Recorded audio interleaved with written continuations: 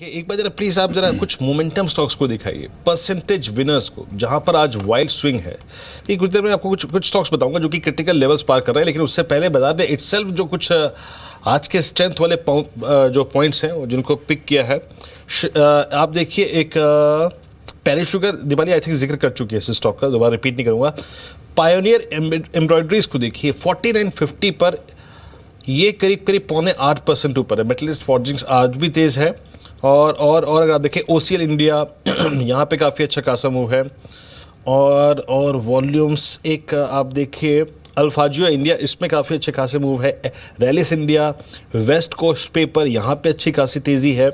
तो small cap में, mid cap में बाजार बड़ा कंफर्टेबल नजर आ रहा है। वहाँ पे अच्छे स्टॉक्स पिक करके अगर आप देखें बाजार राइड कर रहा है। आर्किड प्लाई इंडस्ट्रीज, इसको देखिए 53-20 पे कारोबार करता हुआ, यहाँ पे स्ट्रॉन्ग मूव है। और आपका देखिए MRPL 8385, 3.5% ऊपर। हालांकि एक अच्छी ओपनिंग के बाद थोड़ा सा स्टॉक अगर आप देखें आई थिंक स्थिर हो रहा है यहाँ पे 8380 पर। और आई थिंक MRPL पे बात कर लेता हूँ एक बार। टेक्निकली MRPL, अभिजीत कैसा लग रहा है आपको? यहाँ पे कोई ट्रेड पॉसिबल है लॉन्ग साइड पे?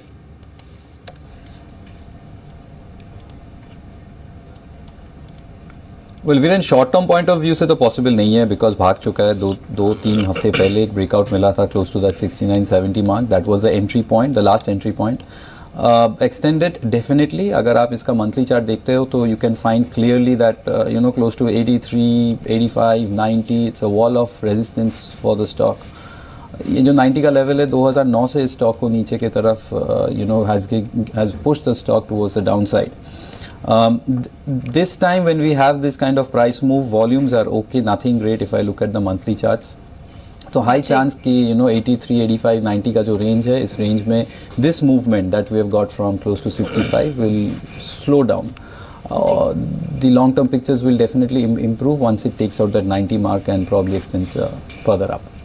चलिए, इसके अलावा एक बार केमिकल स्टॉक्स का हाल देख लेते हैं और रेलवे स्टॉक्स का, क्योंकि दोनों ऐसी पॉकेट्स हैं जिन्होंने एक अच्छा मूव दिया था फ्राइडे के सेशन में। हमने टेक्समैक और रेल टीटागढ़ वैगन में अच्छे वॉल्यूम साथ बाइंग देखी थी और आज भी स्ट्रॉन्ग ओपनिंग हुई है। पहले केमिकल स्टॉक्स का बिहेवियर देखिए। चैम्फेब अल्कली 6.5% ऊपर है। इसके अलावा Gujarat alkalis, GHCL, Kanoria chemical, सभी में बायस पॉजिटिव है आज के सेशन में। UPL, रैलीज इंडिया जैसे स्टॉक्स ने भी परफॉर्मेंस दिखाई थी। Rallies India after strong earnings भी आज परफॉर्म कर रहा है। एग्रो केमिकल स्पेस का स्टॉक है। रेलवे स्टॉक्स, अगर टीटागढ़ वैगन और टेक्समैको की बात करते हैं, ये दोनों स्टॉक्स आपको सुबह स्टॉक्स 50 में बताए भी गए थे और दोनों स्टॉक्स की अच्छी शुरुआत हुई। 2.5% ऊपर ट्रेड कर रहे हैं। Kalindee rail, Kernex, micro, Hind rectifiers, यहाँ भी अच्छा खासा मूव है। लेकिन नताशा, केमिकल स्टॉक्स पर आपकी राय क्या है? FY16 का क्वार्टर 4 भी अर्निंग्स के लिहाज से अच्छा रहा था इन सभी कंपनियों के लिए, लेकिन यहाँ पर इंडस्ट्रियल केमिकल सेगमेंट में डील करने वाली भी कंपनियां हैं, टेक्सटाइल केमिकल में भी डील करने वाली कंपनियां हैं। एग्रो केमिकल में हमने UPL, रैलीज इंडिया को अच्छी कैटेगरी में प्लेस करते हैं।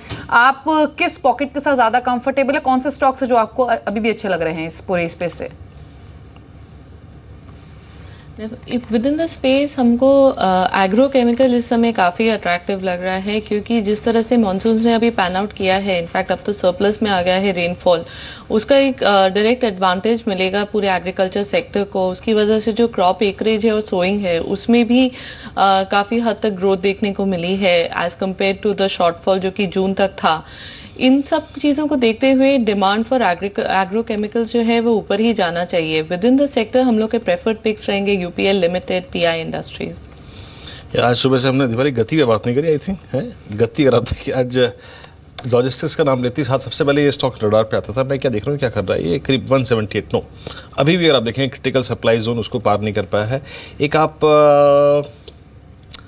अल्काको लॉजिस्टिक्स को देखिए 197 स्ट्राइक करता हुआ ये MRPL लास्ट स्टॉक जिसका मैंने जिक्र किया था। उसके बाद आप एक मार्केटर को देखिए 4265। आई थिंक दो चार्ट्स, एक बार जरा मार्केटर को दिखाइए और दूसरा स्टॉक था आई थिंक फर्स्ट सोर्स, इसको भी दिखाइए एग्जैक्टली क्या कर रहा है। फर्स्ट सोर्स तो शायद मेरे ख्याल से आज सुबह की कॉस्ट में शामिल भी था दीपाली। एक बार देखते हैं जरा प्लीज। ये मार्केटर है, मार्केटर बहुत चल चुका है 26 से लेकर ऑलमोस्ट 4265, लेकिन फर्स्ट सोर्स देखिए 5150 स्ट्राइक करता हुआ।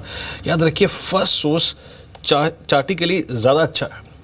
अभिजीत, फर्स्ट सोर्स इसे कैसे प्ले करेंगे आप? आई थिंक क्या 15-20 दिन के प्रोस्पेक्टिव से अपनी ट्रेडिंग पोर्टफोलियो में इस स्टॉक को शामिल करना चाहते हैं आप? I mean short term prospective से।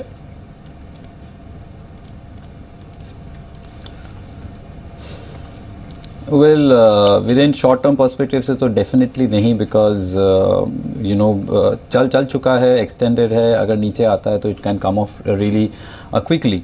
बट जब मैं इसका मंथली चार्ज देखता हूँ तो आपका जो 10-15 दिन का टाइम फ्रेम था, अगर ये 10-15 महीना होता है तो I think we can get a really good price in FSL, because monthly charge में एक मल्टी मंथ रेंज से ये ब्रेकआउट दे चुका है. It has confirm the breakout, and जो रेंज था ये नीचे में 24, ऊपर में 44, अराउंड 20 पॉइंट का रेंज है. अगर ये 44-45 के ऊपर टिक जाता है, which is the case right now, it opens up significant upsides close to 65-68 range. So I would give FSL a little more time than just few days. Ji